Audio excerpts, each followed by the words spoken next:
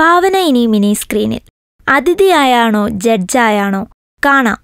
നമ്മുടെ സ്വന്തം മുത്തല്ലേ. പലരും പാര പണിതും ഇറങ്ങിയ പടത്തിന് കയറി കൂവി വിളിച്ചും ഭാവനയെ മലയാളത്തിൽ നിന്ന് ഓടിക്കാൻ നോക്കിക്കൊണ്ടേയിരിക്കുകയാണ്. എന്നാൽ കന്നഡയിൽ കൈനിറയെ സിനിമകളുള്ള ഭാവന അവിടെയും ആരാധകരുടെ മുത്താണ്. അതിനിടയിലിതാ ഒരു മലയാളത്തിലെ പ്രശസ്ത ചാനൽ ഭാവനയെ പൂർവാധികം ശക്തിയോടെ അവരുടെ ഡാൻസ് റിയാലിറ്റി ഷോയിലേക്ക് എത്തിച്ചിരിക്കുന്നു.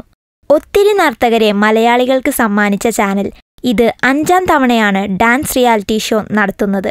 നീണ്ട ഇടവേളയ്ക്ക് ശേഷം JP ഇതിന്റെ അവതാരകനാകുന്നു എന്ന പ്രത്യേകതയുമുണ്ട്. അതിനിടയിലേക്കാണ് ഭാവന കൂടി എത്തുന്നത്.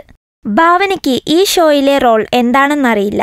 അതിഥിയായാണോ ജഡ്ജായാണോ താരം തിളങ്ങുക എന്ന് ഷോ റിലീസായാലേ അറിയുള്ളൂ.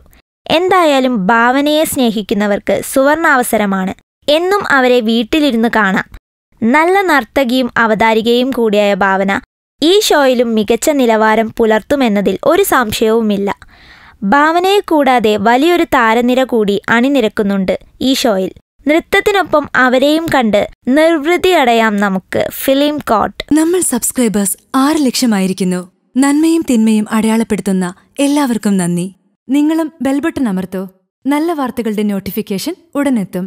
വിശ്വസിച്ച് ഒപ്പം നിൽക്കുന്നവർക്ക് ഒരിക്കൽ കൂടി നന്ദി.